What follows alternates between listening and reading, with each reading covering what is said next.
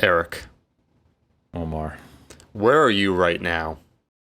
I am in the great state of California, specifically in the great capital of the great state of California, Sacramento.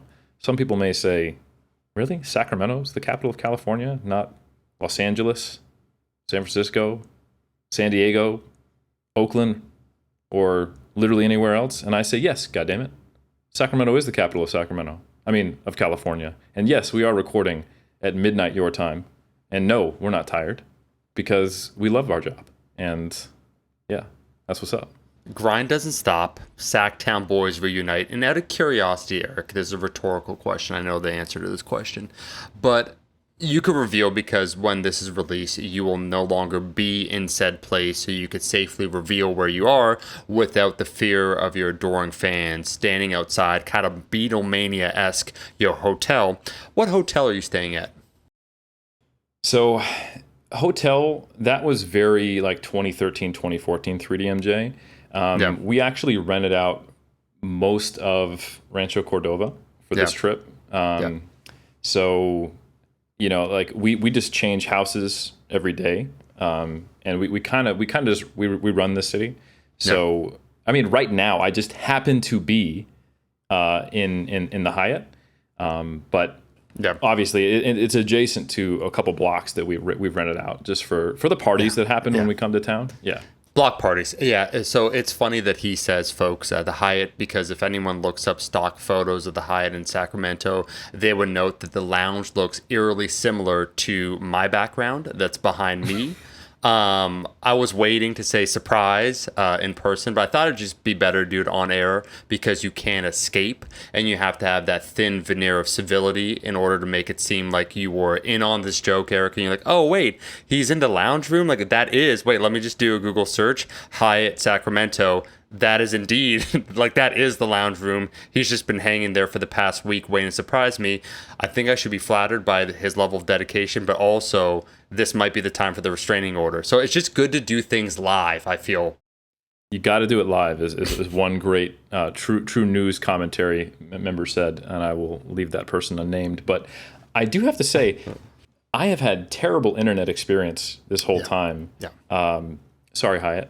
And it's remarkable that while I can't even keep my phone connected to the Wi-Fi for more than about 65 seconds, I counted, that we've been able to have not only a simultaneous Skype and FaceTime going for a little bit, but that there's no lag, despite the fact that we are actually still in different countries. Those who don't know, Omar is still from Canada. And even in the States, allegedly. So I'm actually quite impressed, because the only way this actually does make sense is that you're just one floor down. So then one floor down, and then I'm actually, unbeknownst to you, there is a third party here on our call. Well, you do know that, but then I'm hotspotting my Wi-Fi to you. So this actually just all under my shared cellular network, which is why, strangely enough, despite you having Wi-Fi issues, this is going perfectly because we're not that far away from each other. It makes sense. There's nothing worth fact checking there, folks, and I'm just glad to have you here. Unfortunate that I haven't seen you yet while you're here. You'll be seeing a lot of me, Eric. Don't worry. This was the surprise. I feel like you'll be seeing a lot of me, but that's fine. You know, one-way street, two-way street, relationships of all types. We take them here. Can I do a serious note? Man. An off topic. So yes, you can still fast forward or click, however it works on the internet these days, folks. But if you don't want to listen to this, there's timestamps now. We're leveling up. But I just want to give a big shout out to Brian Leung, new WNBF pro, an overall winner of the 2022 Muscle Mayhem. He flew out all the way from Hong Kong. He's one of the 3DMJ clients. Alberto Nunez is his coach, working with him a long time. Also just a great, genuine dude all over. He actually had Berto and I out to Hong Kong to do some talks on bodybuilding not too long ago, all the way back in 2019. And it was just great to see him again and see him just absolutely peeled out of his mind. And he has the waist of like maybe a 6-year-old gymnast, you know, but he has the muscularity of a 40-year-old bodybuilder. And he's neither one of those. He's actually a young man and not a 6-year-old gymnast. So it just makes him look incredible. Really, really awesome stuff.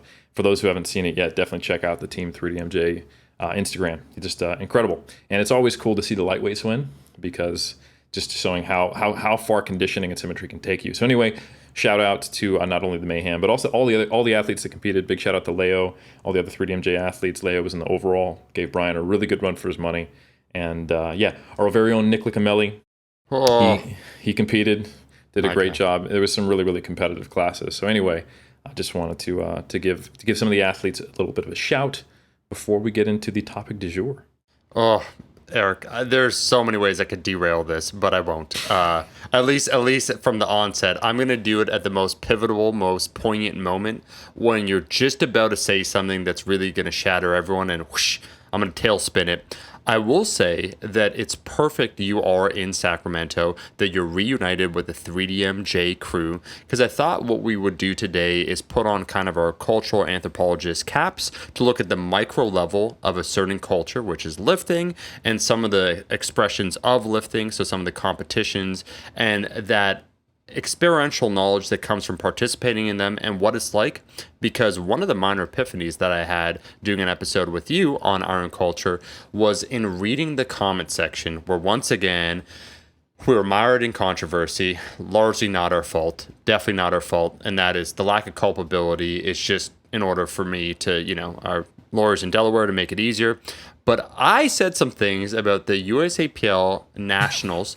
Anyways, you could go back to that episode. It's after the Komodo Dragon episode. But I did say some things. And what I realized is that, one, shout out to the guy, I can't remember the name. There's someone that left a brilliant comment on YouTube, basically echoing some of the things I said, just like in terms of what do you like in terms of the atmosphere of a competitive environment, and that every single sport, every single division has a different flavor. And it's kind of like an ice cream shop that, you have these large buckets. So I'd say, I'm going to use, Eric, I'm going all the way with this ice cream analogy right now. Let's say there's ice cream, there's gelato, there's sorbet. So definitely weightlifting's like sorbet. Gelato's probably, I don't know. I don't know, because you have bodybuilding. Bodybuilding is probably some Halo ice cream, but we could get to that.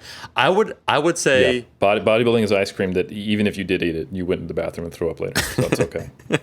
Gelato's weightlifting because they think they're so different. And then ice cream, it really is like powerlifting is in that category along with bodybuilding, where there's some of the fundamentals, but they differ in some of the pursuits. So maybe like we get into that, but the point is there's different flavors, and what attracts one person to participate in one sport or one type of competitive atmosphere, so we're talking now within a silo, so within powerlifting, might detract from another. And you're someone that's participated in many different events, and that's what I'm getting at. I also think you're astute at analyzing, just anything in general, but when you go to something, you're thinking about it. It's just what you do. It's what E. Helms does when he goes to a damn thing. He's taken the scene of the slaughter, keeping in mind what he's observing, processing it, and he's like, do I like that? Oh, that's interesting. And even if he doesn't, like, that's the whole thing that I find amusing about the USAPL one. I know you're like principle of charitying the shit out of that.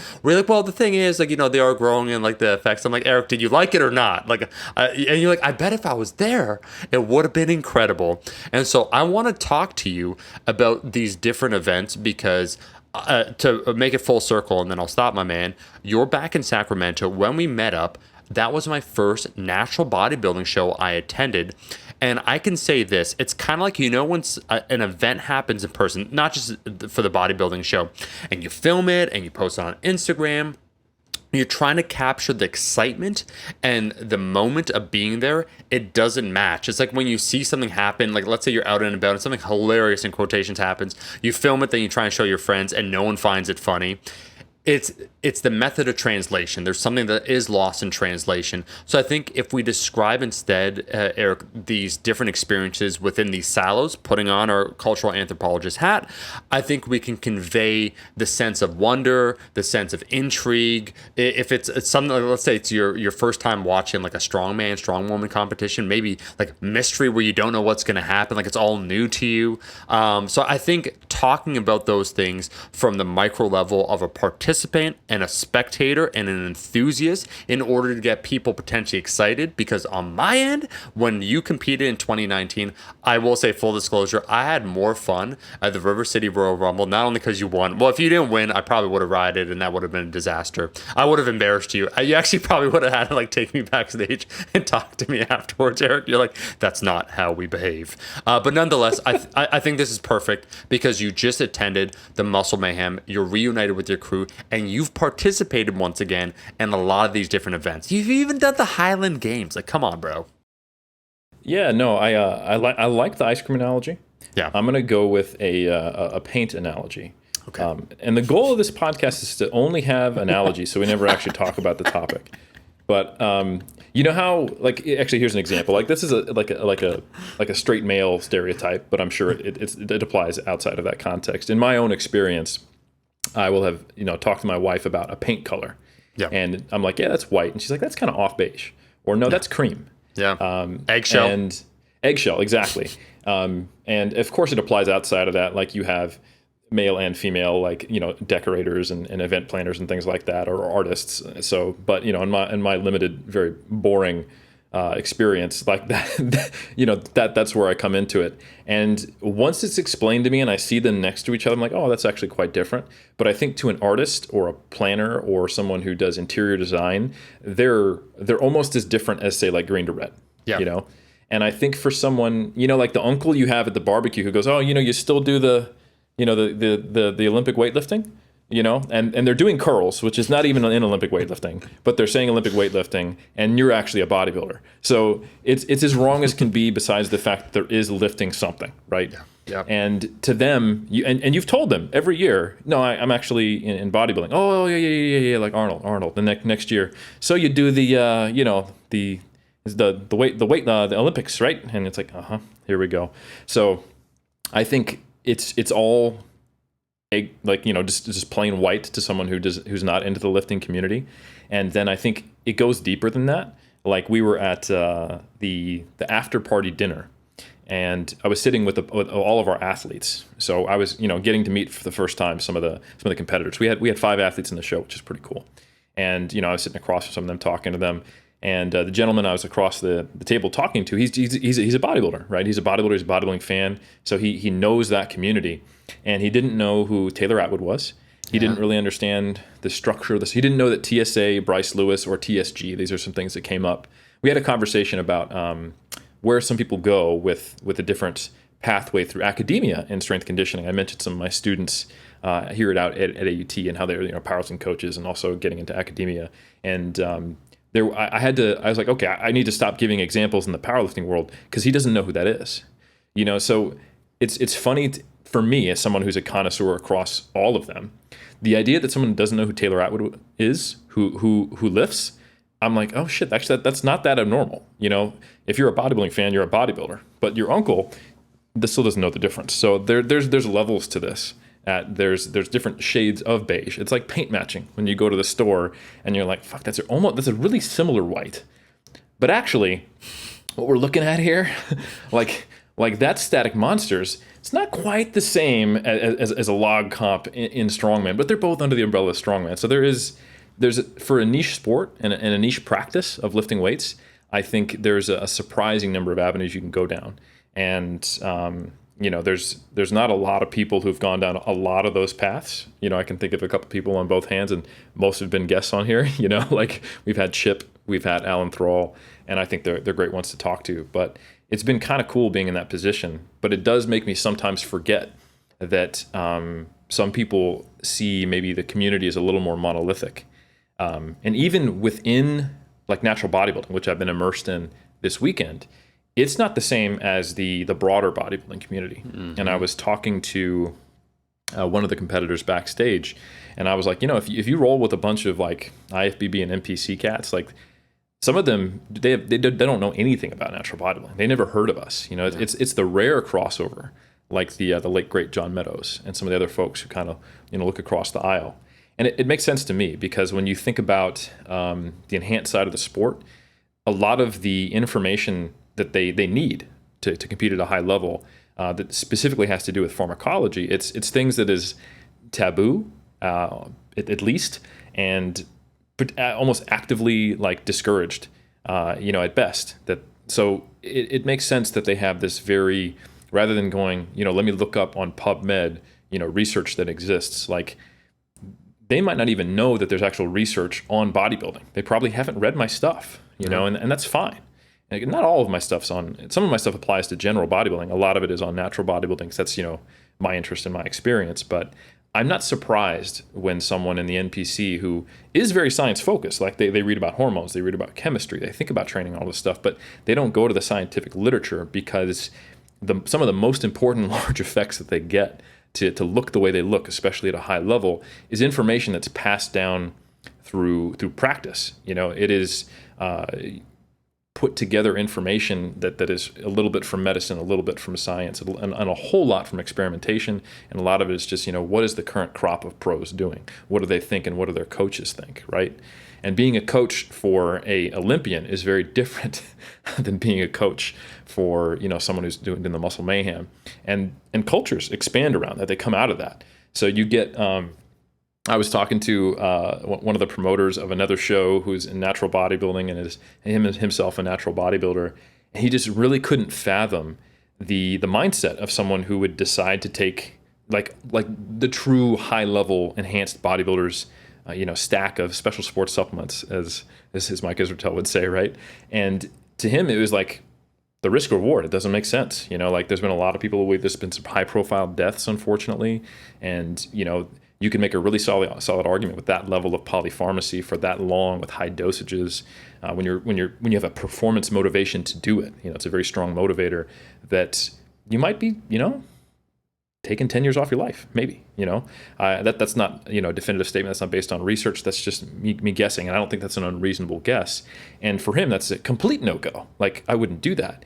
And I tried to explain to him, I was like, bodybuilders are bodybuilders, but I mean, doesn't it make sense that people on that side of the sport, or their personalities, are just going to be less risk averse? Mm-hmm. And there's a lot of people like that. Like, that guy in high school, like you guys went to like the place to go swimming, and there's the place where everyone jumps off. And then there's that area where you almost die trying to get up there, and he wants to jump off that, or the people who behave very differently at the first time they got to drink, or the guy who didn't even drink in high school, but they all had the same friends. So even despite social influence and all these things, you see it all the time in your life. And it kind of makes sense. Like, when you hang out with a whole bunch of natural bodybuilders, you tend to get, more risk averse, more people who are maybe a little more, comfortable with what the societal expectations would be. But that's ironic, because they're already in a sport that is super weird. Like all of them are doing something that is not socially normal or acceptable in most cases. But within it, they're a little more straight edge, And that's kind of like the comment you mentioned about the USAPL, and God, I love this video where it was, it's a big shout out to two more Sacktown boys, Silent Mike and Alan Thrall, when they did the USPA versus the USAPL competitor. Yeah. And, and Silent Mike is like, writing down the RPE and the percentage and making sure that every single thing is to IPF specs. And then Alan Thrall's just going like, hop, and talking about being on probation and shit. Like, of course it's a joke, and everyone in the powerlifting community gets it and laughs about it. But there's concentric circles within concentric circles and concentric circles of these subgroups and subcultures.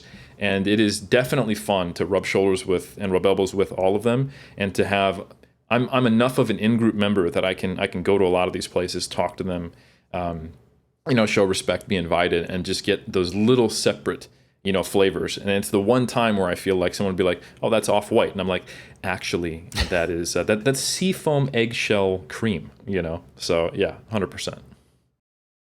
Folks, just listen to what Eric just did. Out of nowhere, he pulled out of his ass this brilliant analogy about paint. He told this whole story and managed to wrap back full circle talking about that paint analogy. As we get into this episode, I have to say though, Eric, I find it fascinating. Just participating, as you said, in subgroups, observing them. Like, I think so. We have our boy Brandon in on this call, live audio support, technical support going on. We see the loves in the chat. Thank you, sir. And I will say, like, as an example, like I've read certain eras of music that I'm very interested in. Like if we talk about 1940s bebop, like Charlie Parker, Dizzy Gillespie, there's a place called Minton's that was on Harlem. There's all these stories. If you weren't there, it's hard to obviously imagine. You read historical accounts, you piece together certain scenarios or like the ideas of what it would be like. You're creating these images and these experiences in your head. What we have now, the ability, which is cool because it's ever change. Culture is ever changing. It's something that you have to live and experience. I strongly believe that, and that's exactly what we're doing, Eric. Being in the lifting community, it's 2022, and I'm not going to derail this by going into the past about, some of these subgroups. I want to talk about 2022 or over the last, let's say, 5-6 years, because you competed in weightlifting, you've done Highland Games, strongman. Natural bodybuilding. You've also been to other shows. So many different things to talk about in 2022. But Eric, when you think about it, I like what you said about the USAPL and USPA.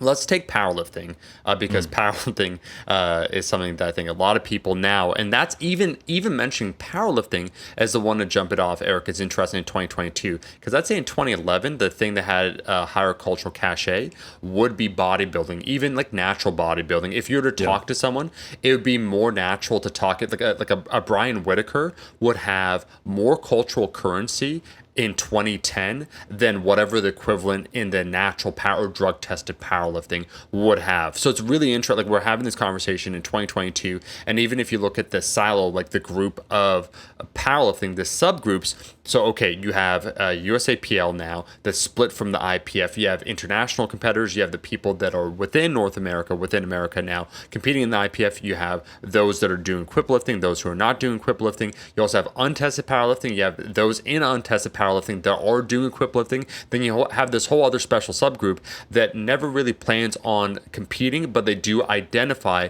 broadly under the umbrella of being a powerlifter, which has formed a large contingent. So I want to first ask you this to kick things off, because you have found your tribe, so to speak. And I'm not trying to pigeonhole you, and I'm also not trying, nobody puts baby in the corner.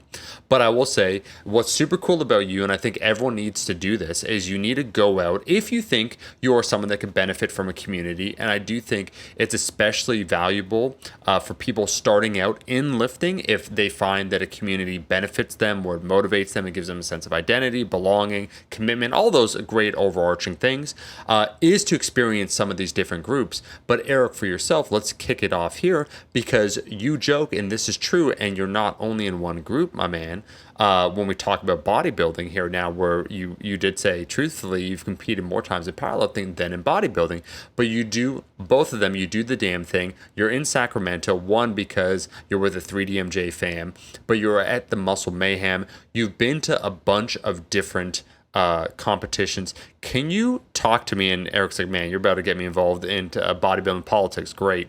But like as a connoisseur of the sport of natural bodybuilding, let's start from a very small scale level, something like a Muscle Mayhem, because we could say like untested powerlifting had, I know this, and I'm throwing out decade old references, but like Rum was kind of the thing, and then Boss of Bosses was a thing, and everyone they loved how. So what are the things you look for in powerlifting? How the meet is run, in terms of the flight, in terms of the back room, the warm-up room, in terms of like the efficiency of checking, like all those things. For yourself, let's start off with this question that's present in 2022. Muscle Mayhem, you've been there, or you've had athletes compete very frequently. There's a ton of competitions around North America, in America.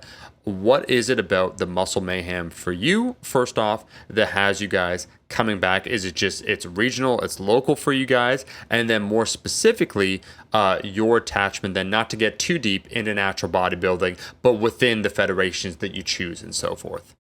That's a great question. And the ironic thing is that me and Jeff were sitting there with Nick and also Steve, both who've been on the podcast, Steve Taylor, RD, Nick, our DPT. We got the whole team out here. We've had a really good meeting and just catching up. Been the first time since 2019, pre-pandemic. And Jeff makes me look like I'm like new school, right? Because he's been in the game since the 90s, and I was literally playing games in the 90s as like a grade schooler. So, and we were talking about the history of how the bodybuilding scene has changed in terms of the federations. and how the Muscle Mayhem alone has had an NGA sanction, an INBF sanction. It switched to a NANBF IFPA sanction. Notably, the NANBF is not a feeder organization to the IFPA anymore. And that's not just because after that, the IFPA no longer existed and became the IPE and also split with the OCB. And then the owners went back to the INBF because they bought the INBF WNBF.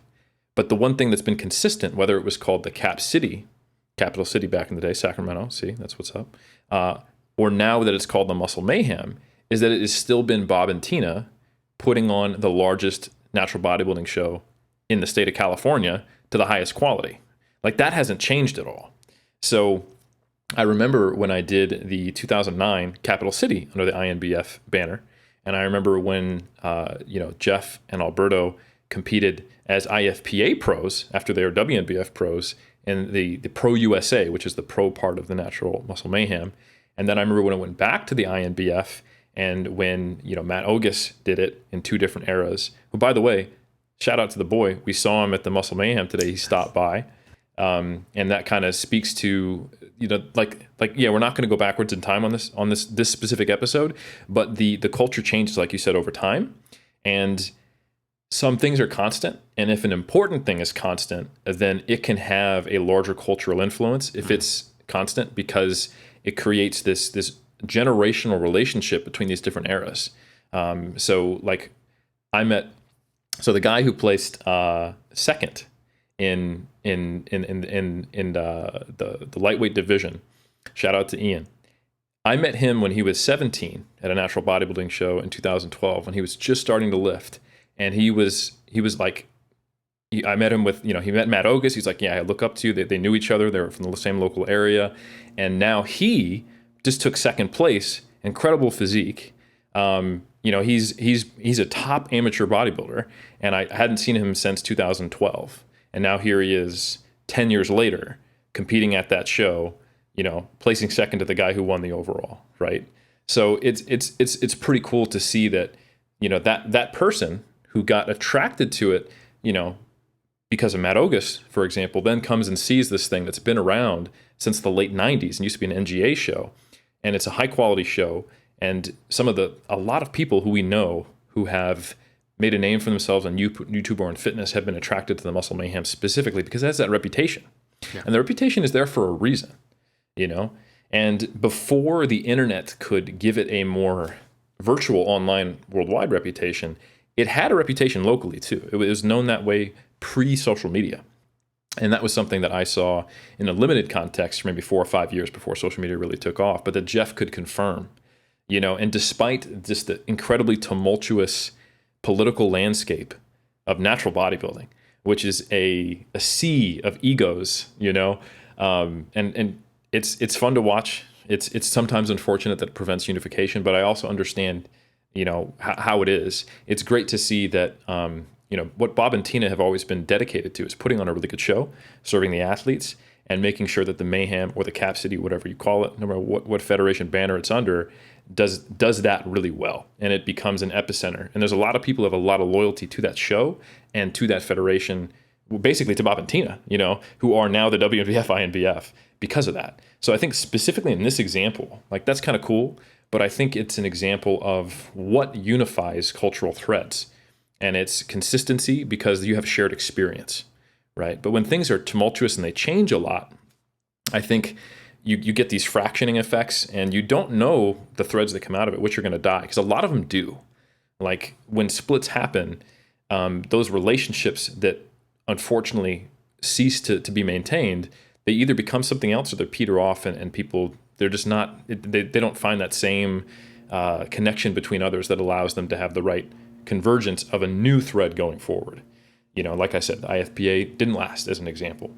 So there's a lot of examples like that. And this is one that it's pretty cool to see. It's been going strong for a very long time. And I think it produces a similar, although evolving with the times, community around it.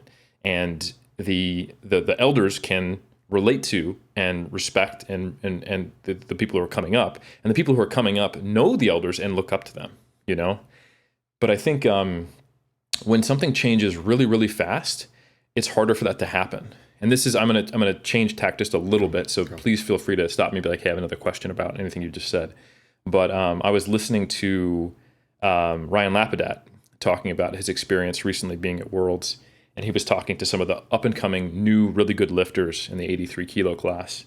And so again, I'm gonna give another shout out to King of the Lifts, just like last time. So anyway, Ryan basically doesn't sleep at all when he goes to Worlds. And I know why. The 2 times I've gone to Worlds, even though it was like, Belarus, which wasn't amazing, it's just you want to be around these people, because you have this shared interest and it's the highest level and everyone's worked very hard to get there. Same thing in Calgary. It was awesome. So anyway, I've had the experience of coaching at Worlds twice. It's a great experience. Being there with Bryce and having that kind of thing, it's awesome. So anyway, unfortunately, I haven't been to Worlds since, but I know the feeling. And he was talking about being there at the most recent Worlds and hanging out with a bunch of athletes in the lobby of the hotel. Because once you compete and once you get your shit done, everyone just hangs out and socially connects because you have so many shared things. And many of you are in very different locations. So you only see each other at competitions. But anyway, and he's with some of these younger lifters. And Mike T walks downstairs. And they know Mike T, but they don't know Mike T, And Ryan actually explains to them, how you guys all use RPE, or if you're not using it right now, you use it in some program, or you will use it in the future, maybe in combination with percentage 1RM, maybe not. That's him. He individually by himself created that, and he brought it to the table. And they're like, oh shit, like what do you mean? And he explains to them that we would not be using RPE as lifters in the way its current annotation if he hadn't taken the Borg RPE scale, modified it, thought about it, and created the whole reactive training systems approach, right? And then they're like, oh shit, I thought he was just like, a good coach. And then he's like, hold on. Aside from that, he's also a World Games gold medalist. He was at his time the GOAT in the 120 kilo class, right? So, and they didn't know that, right? So that was not that long ago. We're not talking about like the West Side Barbell era or like, any of the OGs that come to mind when we think about the 90s or the early 2000s. We're talking about Mike T being at the peak of his game in 2013, 2014, 2015, and still in a position to make a comeback. And he's going to do probably very well still, Eric. And there's so many more coaches on the scene too that I was listening to this and I was like, man, like powerlifting has grown and changed and exploded, and the faces are changing, and it's a higher pool of athletes and coaches. There's a lot more coaches, there's a lot more athletes. That to me, that is that's too short of a time period if it was transposed in bodybuilding for people to not know who you were talking about. So to me, that says that I think bodybuilding has not had the same surge in growth in recent times that powerlifting has. So Eric, that does beg the question, because you're absolutely correct about that, about Mike Teixeira, or I can conceivably see younger lifters not knowing who an OG and someone who has had such a profound impact on powerlifting, both as a lifter but also as a coach. What do you think? So you think that it is just due to the scaling, that the rapid scaling of powerlifting, why that is not the case? Because I guess the question is, all cultures have their own shared kind of mythology. Like you could take music or whatnot. Like it really doesn't matter. But baked into it is a reverence for the, like we joke, Eric can talk about OGs, or like, I know for you as an individual, for you, and we both are about this, that we pay respect basically always to the elders or the people that came before us, because you want to have that unbroken lineage, that story of like, this is where it came from, this is the person, and all these things are important because we understand they build on top of one another. Just very quickly, because I don't have the answer to this, but I'm curious what you think, man, that in powerlifting, I would absolutely agree. And you said what you said, because I was like, well, wait a second. I'm like, no, they're both like IPF competitors, because you said it's not West Side, which you're totally right. That's a different silo. Within the same silo, there is not that recognition, I would say, and it's not disrespect by anyone. No. But what do you think? So you think the answer is just that the sheer rapid scaling of powerlifting has basically eliminated that like shared narrative of this is how we came to be, da da da da da. I think that's a big part of it. And I think the fact that it happened while social media is taking off is an accelerator for it.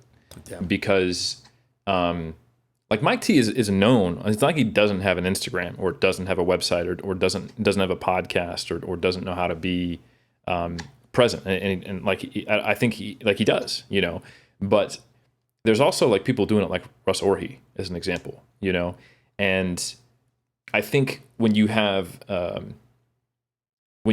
rapidly changing online space, we have all those concentric circles I talked about, and then we have those changing over time, and then we also have like virtual cultural spaces. Yeah, and I think we don't all share the same sources of information or the same social media follow. Like your feed can be very different from someone else's feed if you're in the same space, if it's changing rapidly, or if there are large splits.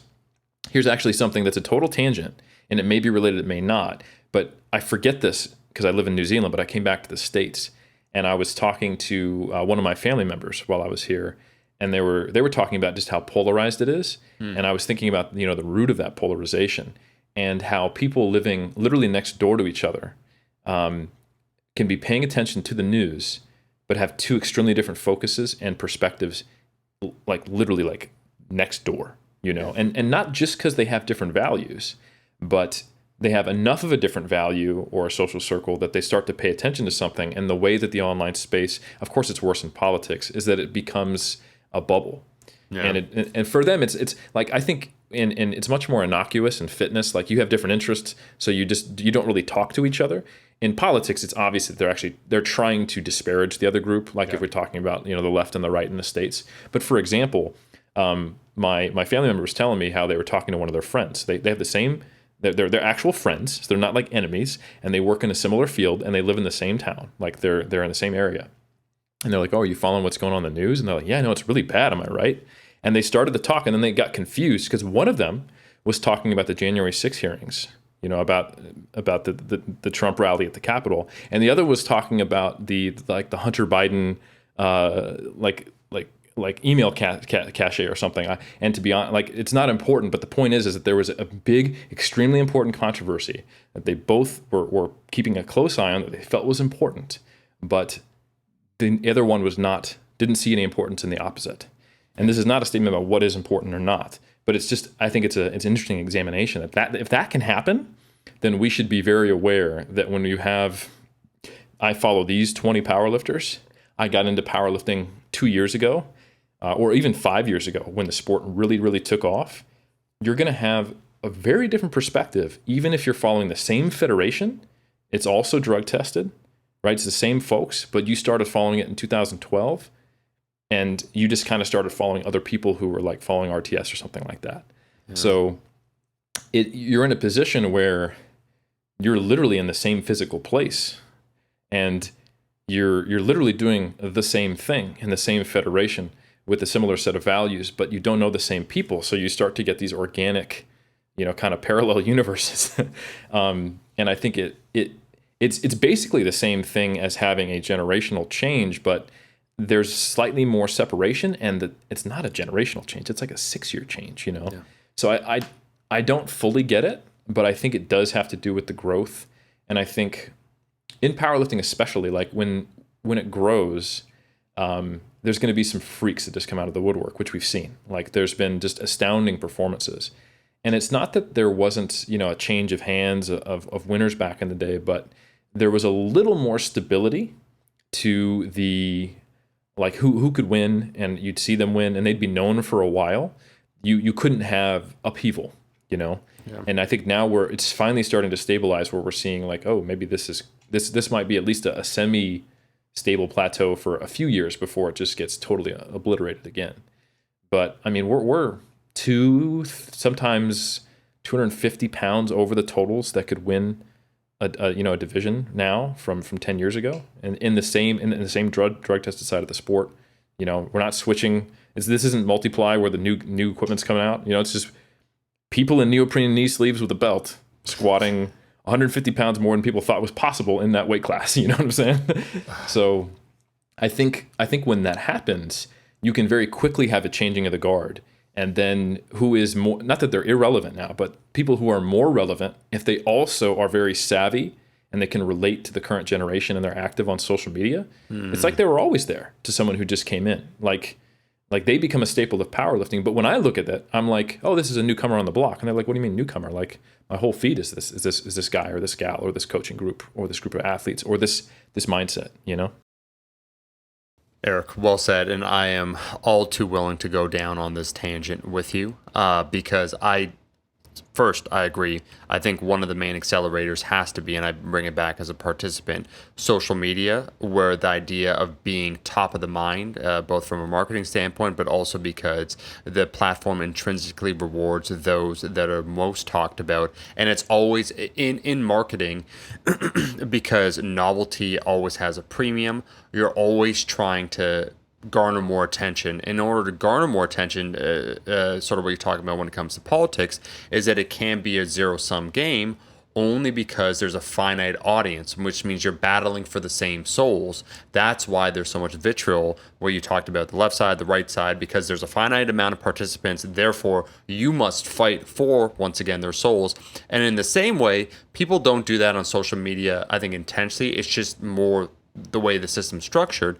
Is that I was thinking two things when you mentioned that. One, from my standpoint, because coming up on the scene in, like, let's say 2010, like Mike Teixeira was and will always be a legend and someone who contributed massively to the sport, because I was there much like you were there. And if you weren't there, because it's accelerated at such a rapid space, sometimes people can forget. And I think that's what's so interesting, putting on a little cap and talking about things in the 2022 context. Because let me use another music analogy, because music's on my mind right now. But there are many people that recount this that were there in that moment in time. Whereas an example, there's a very popular rock band, Van Halen, where they had the album 1984, that was kind of like their magnum opus. And then David Lee Roth split, and then Sammy Hagar joined. Anyways, that's not really relevant. But the point is that at that time with MTV, the invasion, so this new video platform and all these other things going on, they were rapidly accelerating, Eric, from being a very popular band to the biggest band in the world. And they headlined something called the US Festival. Like, they were at the peak. And then within basically 2 years, it imploded. And everyone, not that they forgot, like they still are a legendary band, but essentially if they had a few more years in the sport, passing it on, and you talk about that lineage, then you have a dynasty that's established. And I will say this, and I mean no disrespect whatsoever, but I do wonder, and one of the things that I was wondering as you're speaking about this, man, is that how soon people forget, because everyone's trying to get your attention, that someone who hasn't been on the scene now for the last few years, and I don't know what will happen to his future, but Brett Gibbs, the 83 kg weight class, where I remember, and many people are going to forget this, not Iron Culture listeners, but I mean like the greater community, his contributions to the 83 kilo class and all those sorts of things. But man, leading up to Sheffield, where basically if it took place in March 2020, there was a pretty high likelihood that Brett Gibbs was going to have a total that would have been a legendary, one of those totals that would be talked about at least for a few more years. And when we talk about an overall lineage, like we talk about like Russ now, he's in the 83 kg class, and like Taylor Atwell, he has, like, I'm making up these like spans, like these runs, but like 6 years or 8 years or 3 years or 5 years. And when you do it, you did it in 2012, like you were the GOAT, as you said, Eric, 2012. Well, guess what? There wasn't social media, so only 100 people know about you as opposed to 100,000. Oh, you don't participate after you retire then. So like someone, rest in peace, John Meadows, I was thinking about that when you said about being a competitor, but also kind of being like a mentor. So like going like Yoda mode, so to speak, that also keeps your cultural cachet up. I'm not saying like people do that intentionally. It's not like, oh, like I want to be relevant, but I'm just saying all these things coalesce together to form kind of your legacy. And I find that interesting in a rapidly evolving space, how I don't think there is the distribution of laurels, the accolades for certain people. Like anything, it's going to be uneven, but some people, basically like my man Mike Teixeira, when you talk about those young whippersnapper like IPF competitors, like, yo, you got to put that respect on that name. And maybe I also just come from that generation, such as yourself. Like, we joke about that, and that's why you joke with me about the two-way street, and that's why I am in your lounge at the Hyatt, where it's important for us. But I do just find it interesting. Yeah, I think there's a difference between like peaking in terms of everyone being aware of you, yeah, and then peaking in terms of impacting people. Yeah. And then I think there's also a difference in that and the longevity of that impact. Because there are some people like, oh yeah, remember him? What happened to him? Like he had such good content. That person will stick around. But if it was just a very brief era, that they will unfortunately eventually fade, even though they mattered for a brief period. Yeah. I want to give an example, but I don't want to sound disrespectful. It's actually someone who had a really profound positive impact on the way I think about lifting. Matt Perryman. Okay. He wrote some really great stuff, had an active website, wrote about lifting and mechanisms of gaining strength and hypertrophy over time. But I just don't think he wanted to be kind of in like the evidence-based scene for too long. But I remember reading that stuff and I was like, it had a significant impact on me. But I don't think a lot of people necessarily remember that name unless they're around at that very specific time in that very specific niche. But the impact was very high, and I think that is very different from just blowing up on social media for a finite time period and everyone going, yeah, I think I heard something about that, or everyone's aware of it, but it is we call that a cultural phenomenon, but it's not. It's an awareness phenomenon. Something is, you're not actually changing the culture. There's a little bit of controversy right now, or, oh shit, there's like this weird supplement thing that's going on. What is that? I don't know, but I know the names if you told me, right now. You've been mentioned on a bunch of podcasts all simultaneously or whatever. And I think the way that some people become almost permanent fixtures, or at least near permanent fixtures in kind of the relevant timeframes that most of us think of, knowing that we're going to live or do something for 20, 30 years, 40 years top, or live in a space. Like we're definitely going to live longer than 30 or 40 years. But I think that is when you can stay impactful, not just around and like, oh yeah, he's still on social media. I don't follow him anymore because it's not really useful anymore. But like if someone is impactful and they cross multiple changes of the guard, but they're a constant. Yeah. And they are staying relevant and they're providing value to people and they're able to be helpful and they don't phase out. They don't get caught in their ways. They're able to stay true to who they are. They're authentic, but they're growing as a person so they can have utility or have commentary. From an athlete perspective, this is very simple. It's like, can you be good for 10 years? Yeah. Can you be Jen Thompson? You know what I'm saying? Right? Can you be someone who, even when the sport was small and now when the sport is big, still be really good? Can you be Kimberly Walford? Like that's rare. That's quite rare. And you don't have the choice to do that. Maybe you stop lifting and you had the potential, but it takes an athlete who was so ahead of their time to then make it in, like, to cross multiple generations of like the IPF powerlifting scene. Because, dude, a 1,500 total at 93 kilos was a respectable total now. And that's like placing like 30th out of 50 at nationals now, So it's a very different world. So that means you had to be actually, like, you can count them on one hand. Like, you think about the people like Jesse Norris, for example. Like, his total was so out of the stratosphere that even though he's not around anymore, he's not, like, I don't know what Jesse Norris is doing, but I have not forgot him. That's like the athlete version of that Matt Perryman example I gave, maybe on like a more broad sport level. Like, that had an impact. That was like, people were like, no, he's got to be on gear. And some people were like, well, not even the guys on gear can total that much at that body weight. Like what's going on? He's a freak, It broke people's brains. So he was unforgettable, being able to total over 900 kilos almost a decade ago, right? In the 93 kilo weight class, or in the 90 kilo weight class, actually. I'm forgetting. I think it's 93. I could be wrong. Somebody fact check me live right now. This is live on the air.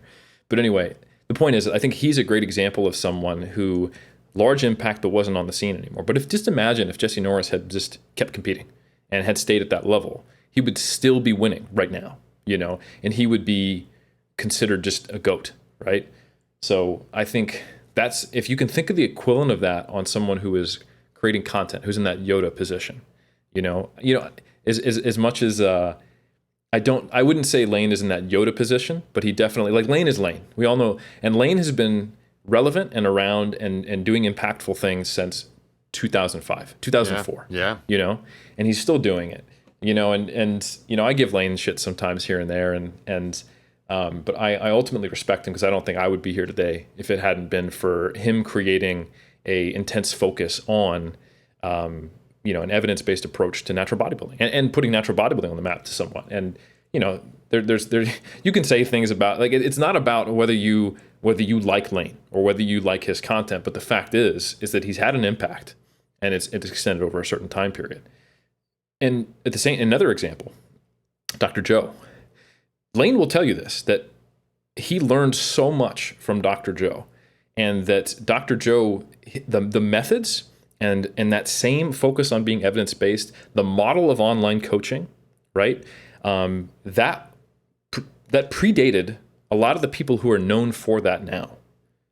And the fact that I'm still working with Dr. Joe today, that he's still there, but he's not a social media presence, and he'll tell you this. Like, he's under no illusions. He's not salty about it. He's like, why don't people give me my props? Like he knows that he spent his time investing in getting like his 14th degree, and building his brick and mortar business and doing things, but not necessarily being in the limelight.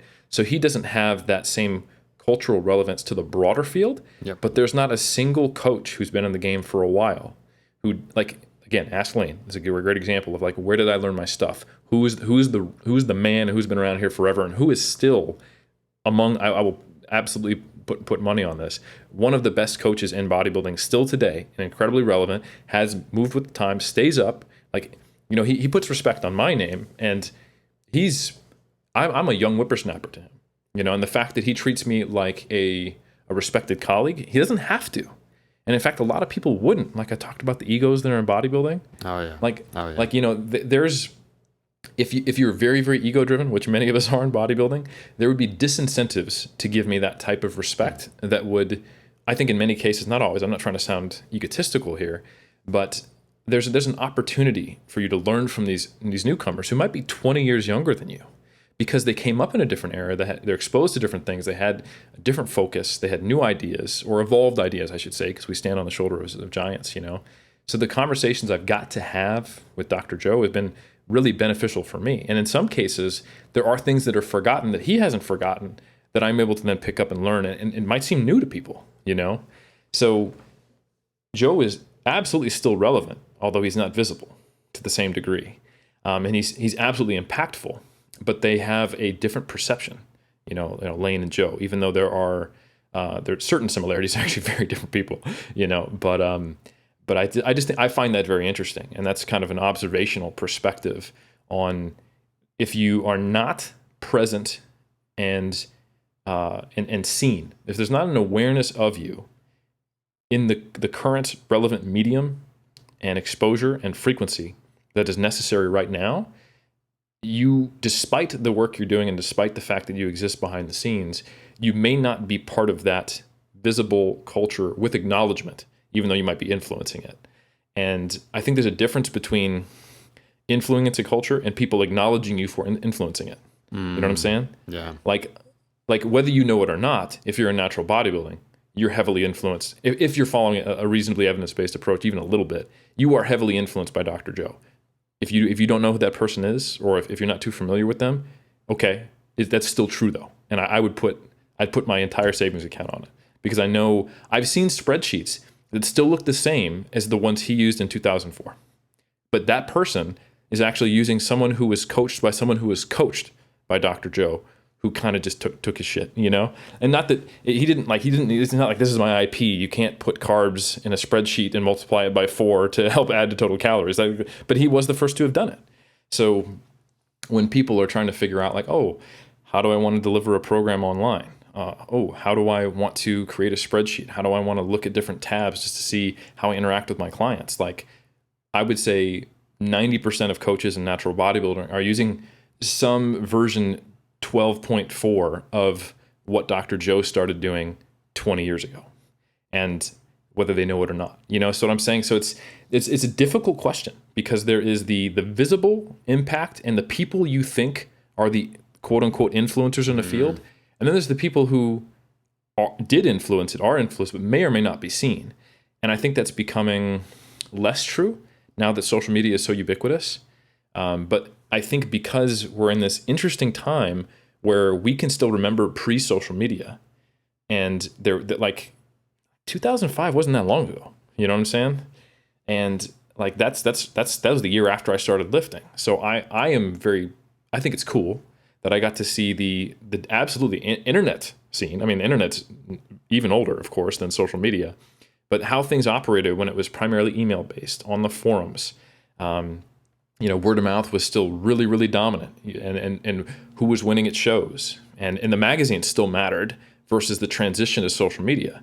And because there's so much overlap, because people live longer than 10 years and they stay relevant in the field for longer than 10 years, you can have this unique melting pot of people who are unknown but heavily influential, and people who are really, really known but maybe not as influential as you think, but you know of them, but they're not impactful. But I do think that's changing.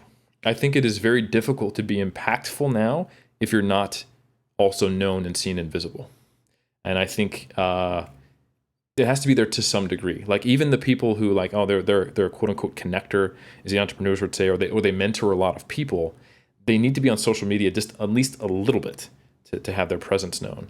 And then, unfortunately, unless they tell people not to, they get talked about a little bit. It's kind of like how a great example is Mike Zerdos.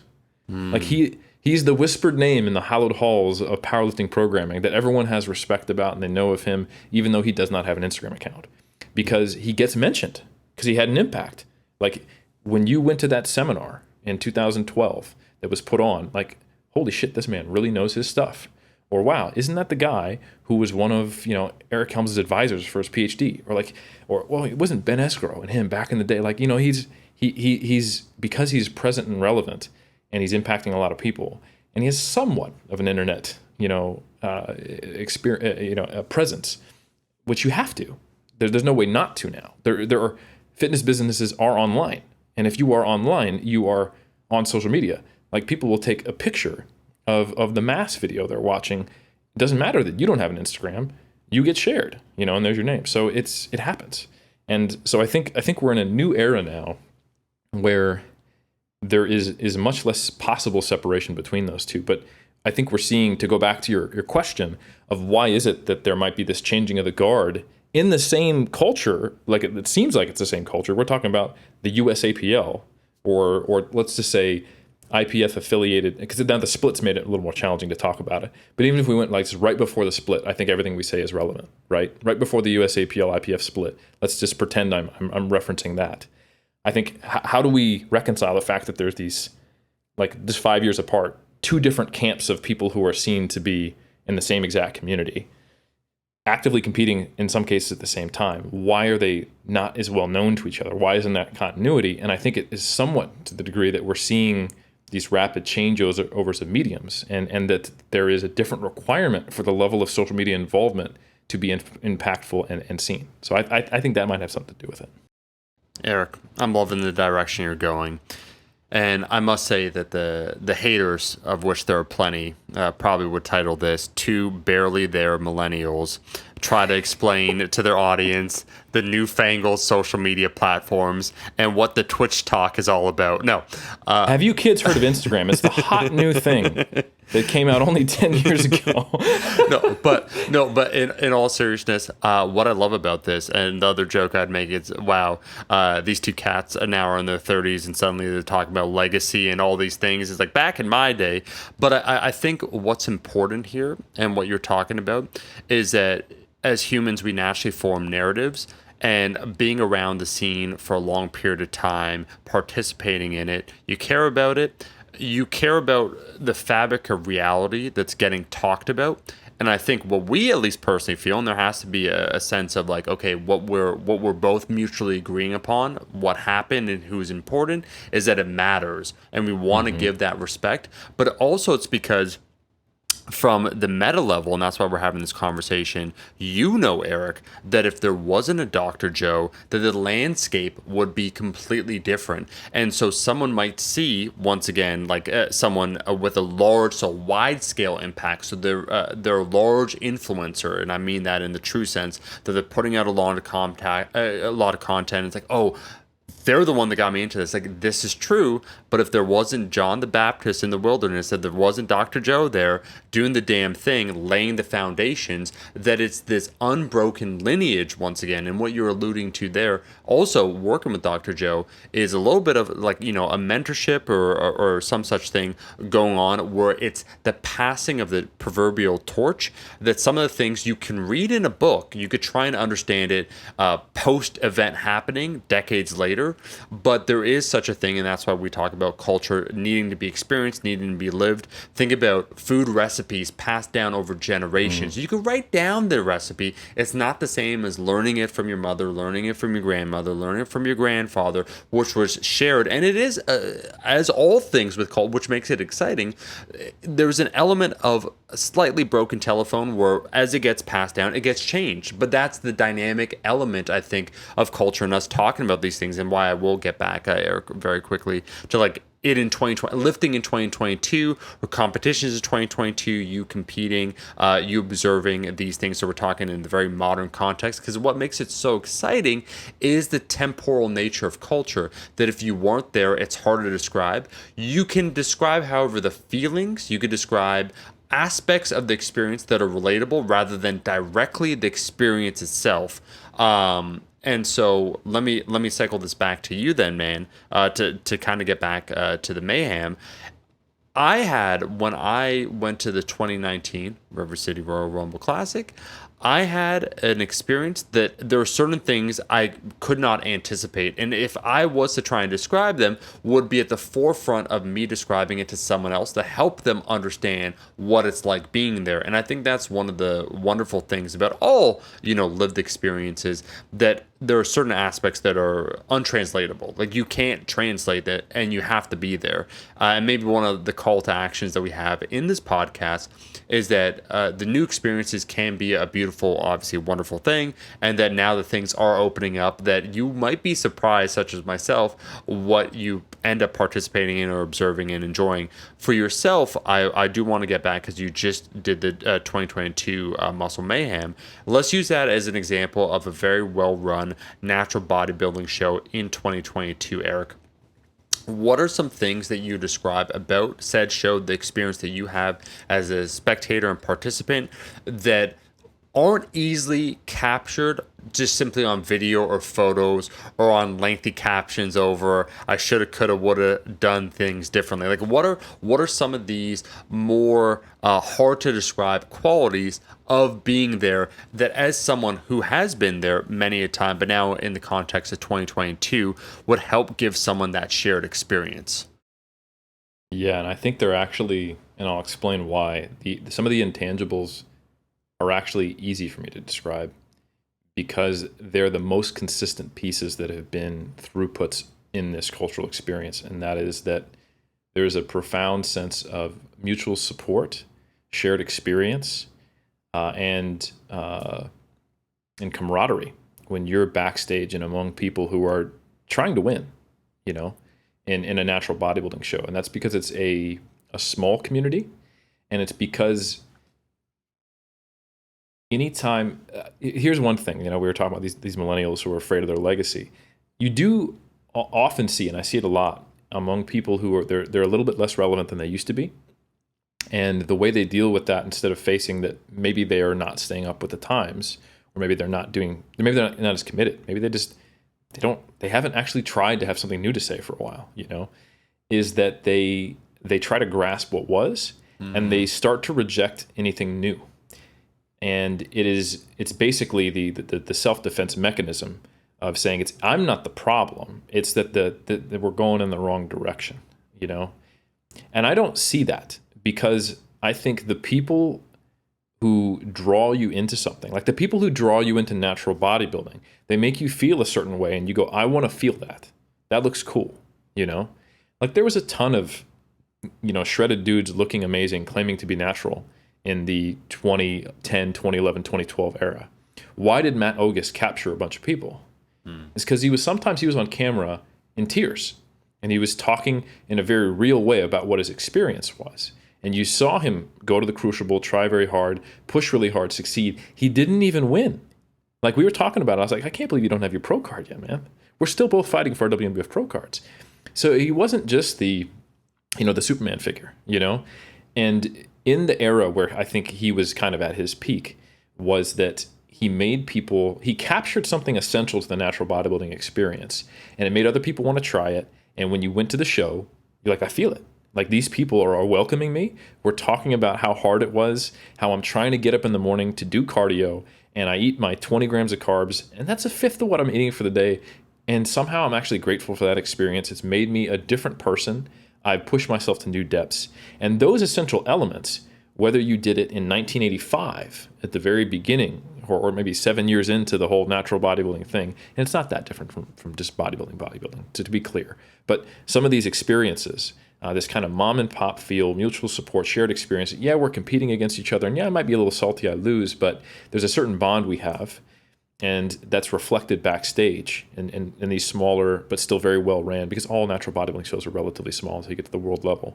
But because most of the shows are small, even at the world level, it's recreated. It's just recreated in these pockets, like the Italian team. Maybe they talk to some of the other folks in Europe because they compete in some of the regionals, and people who are on the East Coast versus West Coast, they only see each other at big shows. They hook up, but it feels the same. But just it's just too many people to have one feeling like that, because it's not 60 competitors, it's 300, right? Anyway, so why does it still feel like that in 2022, like it did when I went to my very first natural bodybuilding show to spectate in 2005? It's because the new people who pick up the torch were attracted to the same thing. They experienced the same thing. And then they put that out there. So certain things change, like the practices, the technology involved, the numbers, right? The divisions. You get, a little thing going now. Okay, we got men's physique. Okay, cool. Oh, we got fit body now. Okay, all right, So those things change, but the essential qualities get carried on, because the essential qualities are what attract new people to the sport in the first place. And I think that's the only time I see a community or a culture going in a direction that I think is quote unquote bad is when they get like a false prophet. And I use the word prophet spelled I-T, not E-T at the end, F-I-T. Because someone comes and they look and they go, you know what? I can extract something from this community. Mm-hmm. I can get these, I can sell promises to these people and get them to pay for something. I don't actually care about the community. I see this as a profit opportunity. Yeah. Right.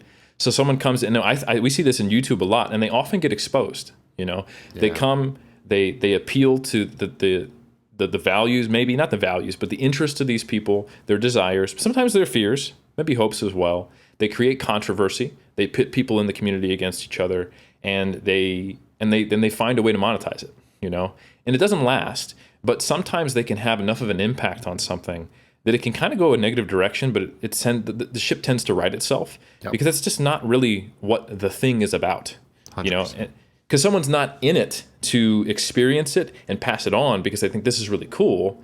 They're finding something that they're actually separate from, and they're going, how can I make this work for me, So I have occasionally seen, not even occasionally, there are always people around who do this, whether they realize it or not, whether their followers realize it or not. And I have yet to see it just to fundamentally destroy a community, at least if we're talking about something like this, I'm sure it happens in like history, of course, but if we're talking about an amateur sport or a niche sport like this, it's going to keep going because the thing is its thing. It's at its core. I think it's very difficult to destroy that or corrupt it. And no one's actually trying to. They're just trying to profit off it, right? So I think that's a really interesting thing. I wouldn't suspect that if you put me in a time capsule and you took me to 2035, that I would have a different feeling backstage. It might be a little challenging because I might not know the people, so I wouldn't immediately be I wouldn't be accepted as, oh, that's Eric Helms, But I think if I was the 2035 Eric Helms equivalent, I could, put my soul in their body or whatever and just have the experience, it would feel the same, I suspect, even though it was very different in many ways. So the people who are relevant and impactful, they're modifying this core central thing a little bit, but the core central thing is the constant that these people are orbiting around, and those orbits change, and it changes the direction a little bit. But I do think if you will, the soul of, say, powerlifting or natural bodybuilding, it is very similar to what it was a ways back. Whatever the true point when this thing got generated and it split off from whatever previously existed. So yeah, I think that's something maybe to talk to the little fearful part of myself of maybe one day I will start to be less relevant, or am I as big as I was in X year, or something like that. Is that okay? You're not here to extract something out of this. It doesn't owe you anything. I'm in service to the lifting community, right? So if I'm in service of it, I'm not trying to make it go a direction. I am having faith that I'm in service of this thing because I believe in it, because I think it has a positive impact, or I think certain aspects of it can have a positive impact. So I'm trying to serve it because it's given me something. I'm part of that community. I want to help these people. So I don't have to worry about the direction it's going, because it's going the direction that originally attracted me to it. And that's not to say that we don't address things on Iron Culture. I don't write about things, or I don't speak about things that I think are, harmful, but that's always been there, right? That's not different. There has always been, there's a dark side to everything. Like natural bodybuilding can get you to have an unhealthy relationship with your food, your body. It can make you too focused on winning and not enough on improvement. It can make you sacrifice the long term for the short term. There's a lot of egos involved because it's just the nature of the sport and what people are trying to maximize, and people maybe aren't always as evolved as they hopefully will be one day. And so it's a constant thing of me speaking to that, because that's an intrinsic part of it, but I'm speaking to its positive potential, and I'm trying to remind people like don't forget what's at the nucleus of this, right, and where it's trying to go.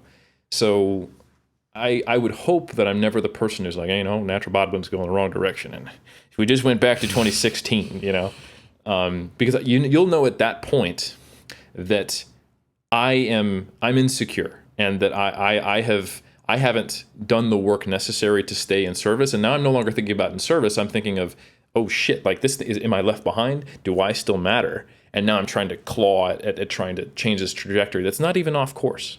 So, Eric, it's so unappealing, the concept of stagnation, because really what it is when people say like, back in my day, or like it used to be, and there are those figures where there's always that appeal to that fantastical time before where everything was right, the grass was greener. Remember back in the day when things were really good, then it all got muddied over there. But inherent within that line of thinking is a regression, because it's an inability to recognize some of the innovations or changes that the present or future may bring. And so it's a closing off of possibilities, and that in and of itself has an implied stagnation that as a human would be, I think, ultimately long term, if you really care about something, insufferable, because you're closing yourself off to experience and learn new things, which I think is a fundamental aspect, once again, of being human. And that's why I think also when you talk about those that go for the profit, with the FIT at the end, fit being very apt for that.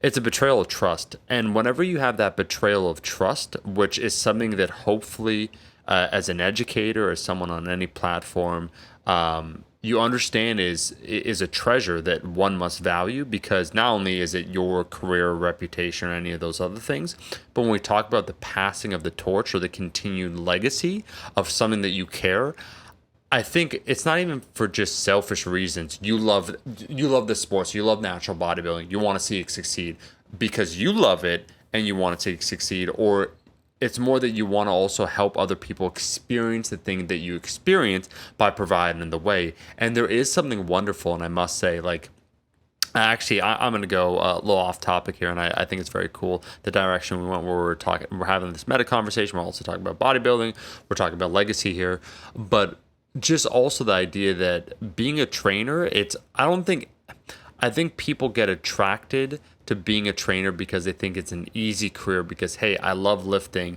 Okay, I teach people about lifting. It's not really their first thought, like, hey, let me help other people. I think that's a learned habit that you develop over time, kind of like with lifting in general. When you first start off, it's like, hey, let me look really, really good naked.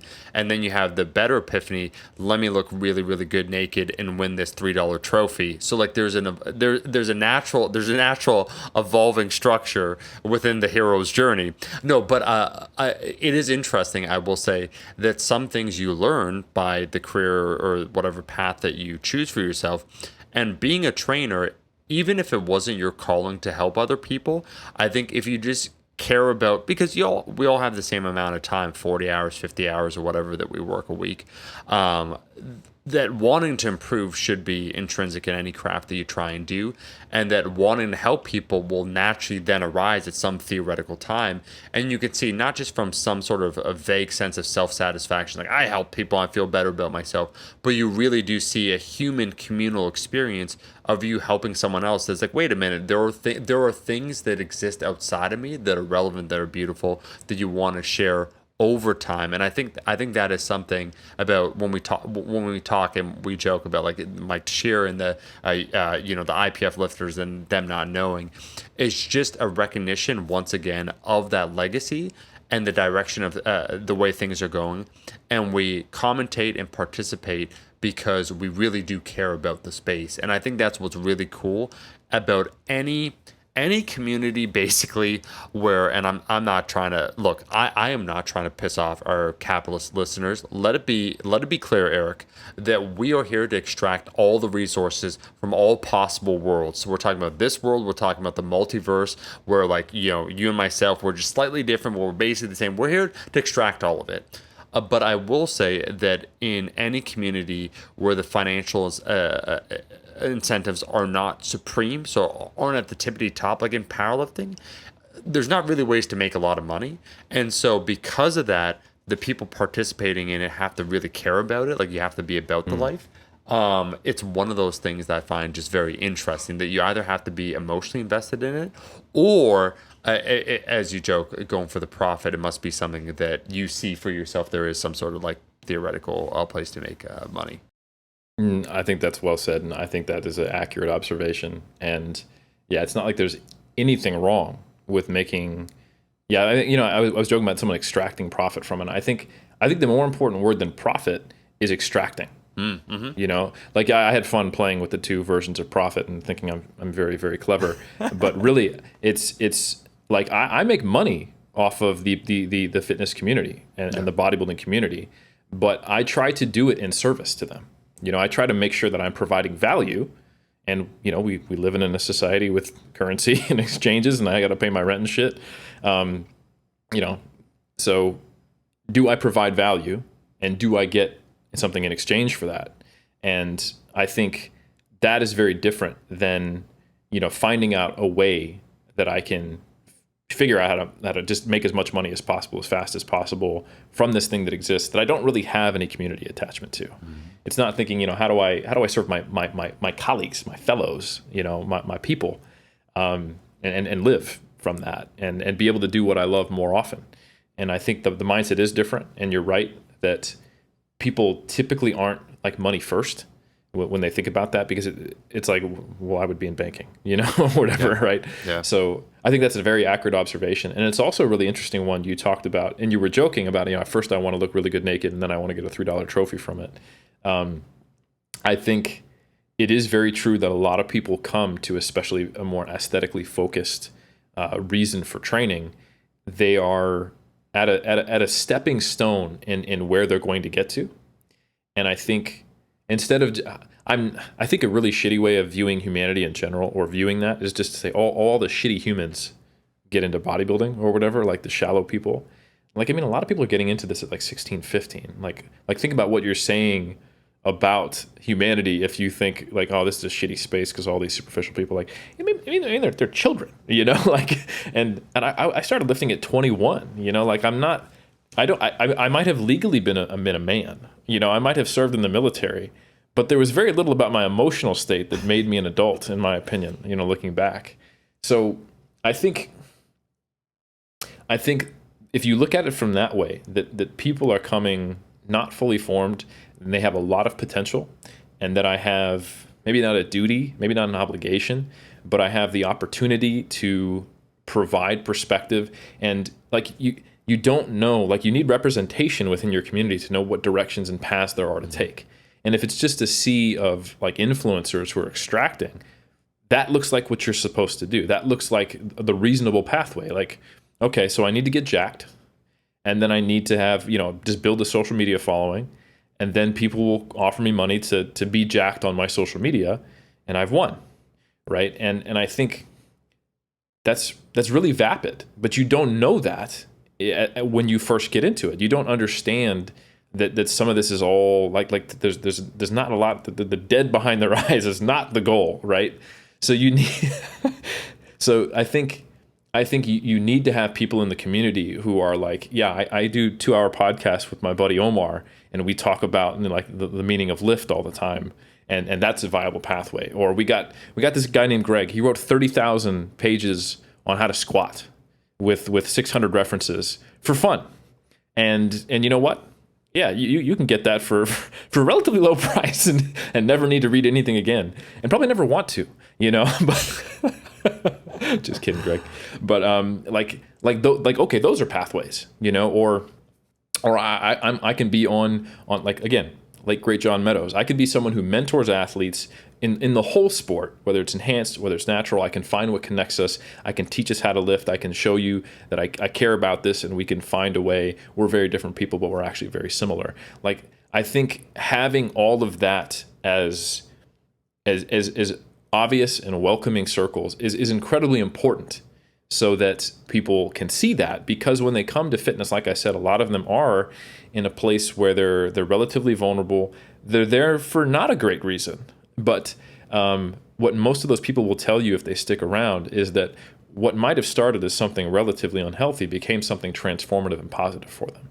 Like I often describe, and I'm not joking, that I had a very self-destructive, masochistic relationship with lifting when I started, and I was doing it in a almost like violent way of dealing with tragedy in my life, And I had that for a couple years at multiple points, and only looking back, from late 2009 onward, not ironically, but completely because of when the 3D Muscle journey started, was it something that became a positive force in my life and that drive me to become healthier, So like, there are people coming to fitness at rock bottom, or for reasons that are going to drive them to rock bottom, and they might hit rock bottom while they're still in fitness. But if they then are able to see, oh, there's another path, like there's more to this. There's a relatively rich set of cultures here, or options, or reasons.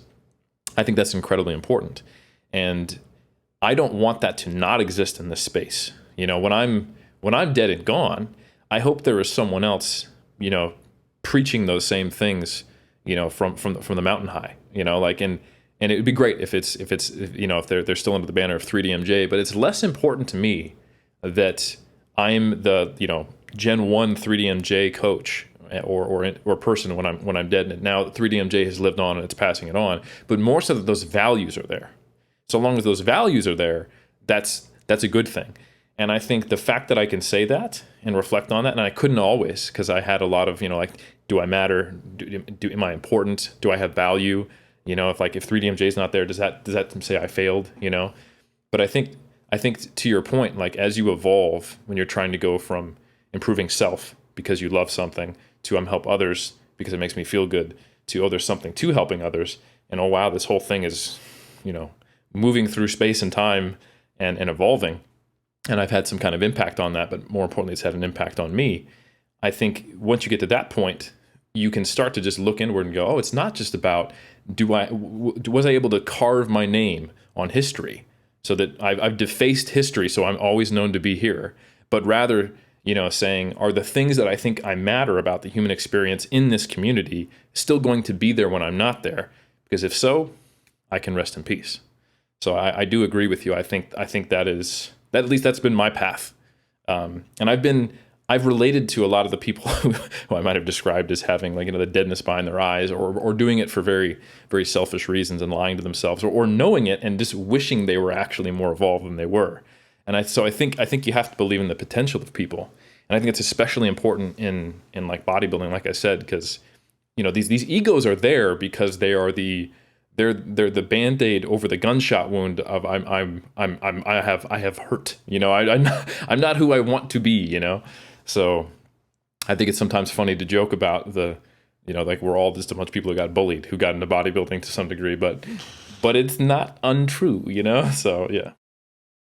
Eric, so I will say this as the not only midnight hour passes, but now we're going into the early wee hours, waxing here. The first, iron culture is for all lifters, and we mean that genuinely. And that's the idea of creating a space that we think is representative, of course, of our values.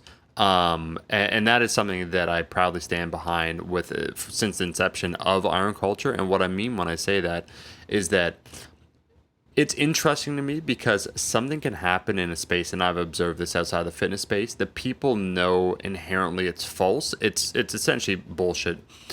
And no one's really saying it, but everyone feels it. Even those that are the purveyors of said bullshit know it too. Like they know it inherently within themselves. And then reflecting back on it years later, everyone's like, oh, that was complete dog shit. Like, how did that happen? But it kind of takes the whistleblower. And I made this joke recently. I forget to whom. But there's always like, a Vanilla Ice or whoever it may be that will come up. And Eric knows who I'm talking about. Like, if you're under the age of, let's say, 30, that might just be a meme to you. But in a time and place, let's say the year, I'm making this up now, 1990, Ice Baby, when he came out, there was a cultural tsunami that occurred where for like 6 months he was the hottest thing on the planet. Everyone in quotations thought that he was cool. The thing that's amazing, I guarantee if we lived and we were adults, let's say we're our current age in 1990 observing it, you'd be like, this guy's trash. Like, he's an idiot. Man can't dance, he can't rap. But he had the illusion that was done by marketers and everything else, and like enough people were told to think a certain way that he held a grasp, much like kind of a grifter. And I mean, no shade to the actual, I honestly don't, Robert Van Winkle, like whatever his name is, like I that may or may not be his name, I'm butchering it. But anyways, nonetheless, is that for a select period of time, he was able to hold, he was like a sorcerer casting an illusion that people bought into. They bought into the story. And I think what's interesting to me when we talk, and Eric, we've joked about like Skynet and so on and so forth. But I think one thing that the Terminator series did get right, and I am going to go off the deep end here, is the idea that there are certain important key figures throughout time or in a time and place that are pivotal. And Leo Tolstoy actually in War and Peace, and I'm not going to go all the way off the deep end. Wow. But he talks about but I tied Skynet, Terminator, can I Tolstoy. Yeah. Can we pause for a second? I just want to point out Vanilla Ice. Yep. Terminator. Tolstoy. Bro, within come on. 10 seconds. Come on. I'm not mad. I'm impressed. You carry on.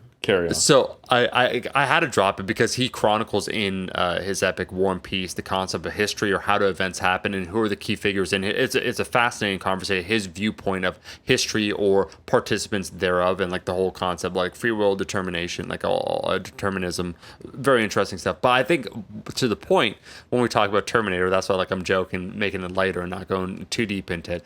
The idea that there are certain key central figures, I would say that there are avatars that represent the summation of either prior experiences or events leading up to them being pivotal rather than them kind of like this idea that within themselves they made this choice and I was the person that did this. They're representatives of legacies that occurred before them. Okay, if we agree on that, then what follows after this makes a ton of sense. That we know, Eric, and this is what's so interesting, and I always feel we're kind of on the precipice, and I will use a final analogy because I'm going all the way in because we're reaching the conclusion here, that Akira Kurosawa in his epic when Ron, where he talks about it, and it's an adaptation of Shakespeare's King Lear, that humanity itself he puts forth, and I'm not going to ruin anything of the ending or whatnot, but it's always on the precipice of basically darkness. It is his most, we want to talk about nihilistic work, I like, it's phenomenal, highly implore anyone to watch it, but the point is, when we talk about the fitness space now, what I wanted to say, Eric, is that I feel that have been key participants, and I think you definitely being one of them, that irrevocably shape the landscape. And I'm not saying it's intent, like I want to like have my legacy, that were they not there, I shudder to think the direction things would be. And I'm not trying to be that I'm not trying to be this, what you were talking about before, about like these kids these days. I felt that in 2011 when I was creating content, I felt there was a genuine need for there to be a higher level of content. I didn't think I could make great content. I thought certainly compared to what was being put out and how untrue a lot of it was, that I could do a better job. So it wasn't that I thought I was the shit. I thought the place was shitty, and it certainly could do better. And I think people that exist only in 2022 and they weren't there on the fitness scene, like the main social, like let's say YouTube, they might have either just flat out blatantly incorrect things, or let's say poor actors in the space that didn't have the community's best interest, and then how quickly, due to a wide variety of events that occurred, the space shaped up largely for the better. People forget that. So I think it's very interesting, and I think maybe if there's one meta point to Eric, is that if you love something and you want to participate in it and you care about it, that you can kind of change the course, I feel, of that space over time. And that's a wonderful thing. I think to put it really simply is dark ages happen. Yeah. Right? I mean, because there are times when there is just not someone or a group or an idea that is present to balance. Like, I mean, if you just think about it, like if really all you, and the crazy thing now is that some people can only experience a dark age even when it's not happening because of the way social media bubbles happen, you know? So if you get brought into fitness and the first things you interact with are some of these, you know, like relatively superficial extracting influencers, and that looks like the only thing, and that's who you see, you know, it would almost be like if your only experience of 90s rap was Vanilla Ice, you know. And I will say with one caveat, besides Ninja Rap, okay, because you got to give a shout out to the live action Teenage Mutant Ninja Turtles movies. And if there was one redeeming quality of Vanilla Ice, is that he did Ninja Rap. He appeared in the film, and he went down in TMNT legacy. Casey Jones, April, shout out to the whole crew, Splinter, Shredder, The Foot. So, you know, there are redeeming qualities even in some of these people. We're all human, including Vanilla Ice. Thank you for Ninja Rap. So I'll just put that out there. But the point is that we do have dark ages, and I can think of certain times just when I've been in fitness, which is only, you know, 17 years, which is not that much in the grand scheme, where I think at least in maybe one space, like I'll be honest with you, Omar, there were times when it was you and one other person on YouTube that I was aware of that I thought were not even neutral, like that were positive, and everyone else was either negative or like I thought they were actively making the space worse. And like what were the perception of YouTube comments for years? They were just like that's the place where you find the worst of humanity, right? So you can either become a police officer or you can read YouTube comments if you want to increase the likelihood of committing suicide and seeing everyone as terrible humans. You know, like that was my experience of YouTube in certain eras of fitness. I'm not even going to lie. So I totally understand where you're coming from. I don't think that's just a creator's perspective. I think that's also the perspective of someone who was at least aware of the meta space and then got into something. But imagine if you're not someone who's aware of the meta space and your first entrance is that, and that's all you see. You're gonna make relative comparisons, and you're gonna make there be good things and bad things. So like someone who's actually kind of crappy, but you relate to in some way, is now gonna become, you know, one of the saints in your religion, and you know, and you're gonna have a rude awakening one day, or you're not, you know. And I think, like I said, dark ages are real. They have happened in history, and I think they do happen, and they are currently happening in certain pockets. So I think the only thing one can do is just try to make sure that you have, you know, there are people and ideas and opportunities and options in multiple like spaces. And I think it is more challenging as there's just more people involved in the space. There's more platforms, and it's hard to, like, you just trip over people left and right. There's just so many people involved in the space that I think you have to work harder to only get exposed to crap nowadays, you know? But in certain eras where I think there was just a very few positive voices in YouTube, and the only other place was Facebook, shit, like, you know, there were dark ages for sure. But I think a valid and a noble goal is to try to reduce the likelihood that we have large-scale dark ages moving forward in the spaces you care about. So yeah, I that's the kind of the way I think of it. Like, we need 100%. Certain voices. We need representation of these ideas and these values in some cases. So yeah.